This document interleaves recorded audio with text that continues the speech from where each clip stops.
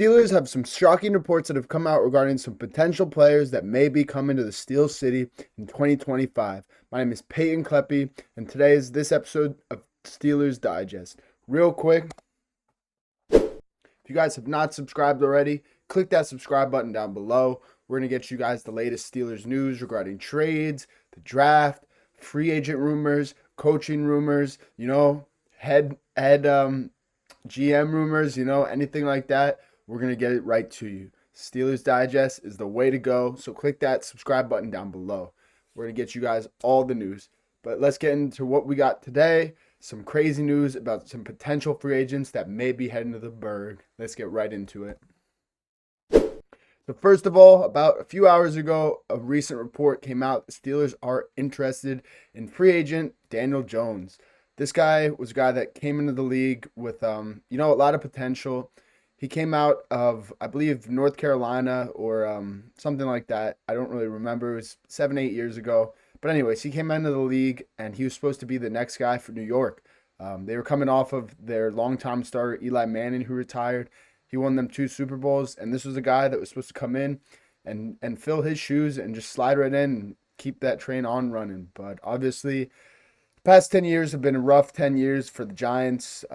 They've not had a lot of success. They've had a carousel of head coaches.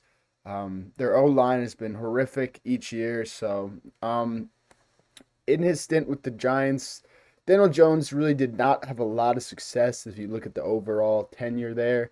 But he did show some flashes. I believe it was 2021 when the Giants got Brian Daboll as their head coach. They had a lot of success. They actually made the playoffs, and they won in the wild card round, beating the Minnesota Vikings. And, after this year, the Giants GM really screwed their team because he decided to sign this guy, Daniel Jones, to a huge contract. I believe it was something like $180 million for 3 or 4 years, and he they put the franchise tag on Saquon Barkley at the time. But after the season, they did not have enough money to pay Saquon.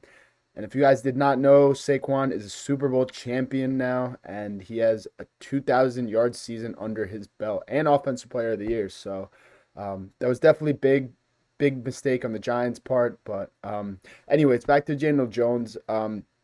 He definitely showed potential in New York. I believe there was a game on Monday night or Thursday night where he had a 60 or 70-yard run.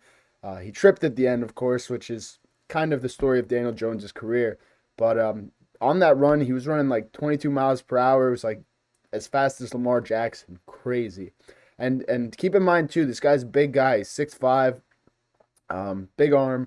But a lot of knocks on him have been his decision-making, his pocket presence, as well as this guy, he throws a lot of picks, dumb picks. He fumbles the ball a lot. Whenever he's hit, you got to look out because this guy's dropping the ball. But if you want to look at his stats for the past couple years,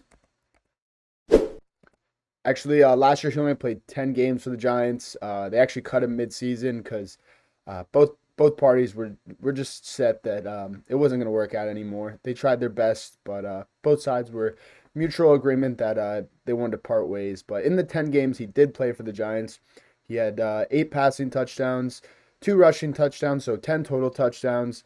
He had a 47.8 quarterback rating, and he had 341 passing attempts with 216 completions. So, looking at this guy's stats really does not give him justice. Sadly, I believe he played a lot worse than these stats show. And, it's going to be tough. I don't know if I would really like to have Daniel Jones as our future starting quarterback, especially with all the options out there. We could re-sign Justin Fields. We could go all in and try to get a guy like Kyler Murray or trade for some guy like that. My last video, I talked about how the Steelers tried to get Trevor Lawrence. There's been some new reports about that the Steelers didn't even call him or call the Jaguars, and some reports where Trevor Lawrence said he's not leaving Jacksonville. He's there to stay for the long term. So, but anyways, I don't know. I don't know if I would really like Daniel Jones in the black and gold. If we want to keep him as like a third string quarterback, take Kyle Allen's place, sure.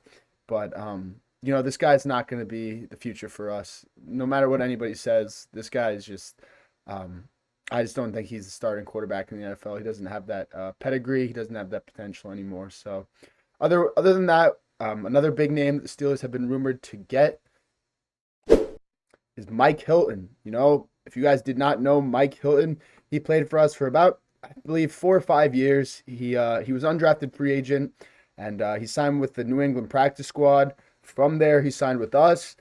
He showed up in training camp one year, and he earned a spot on the starting roster. And this guy was a great nickel cornerback for us for many years. He was playing with Big Ben, AB, all those guys back in the day. And he played great.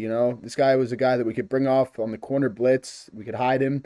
And I believe there was a game, it might have been the Houston Texans Christmas game in 2017. I think he might have had 2 or 3 sacks. And I love this guy for when he played for us. He's a short guy. He's about 5'9", but he's quick and he's a playmaker. He's a ball hawk. He's gonna get there. He's gonna get his hands on the ball. But unfortunately, he did leave us in free agency. He did sign with the Cincinnati Bengals, and I believe 2020 or 2021 season might have been after the 2020 11-0 season where he left and decided, hey, I want to go to the Bengals. And he had some success there, even last year, the year before, and the year before that, he's played great for them.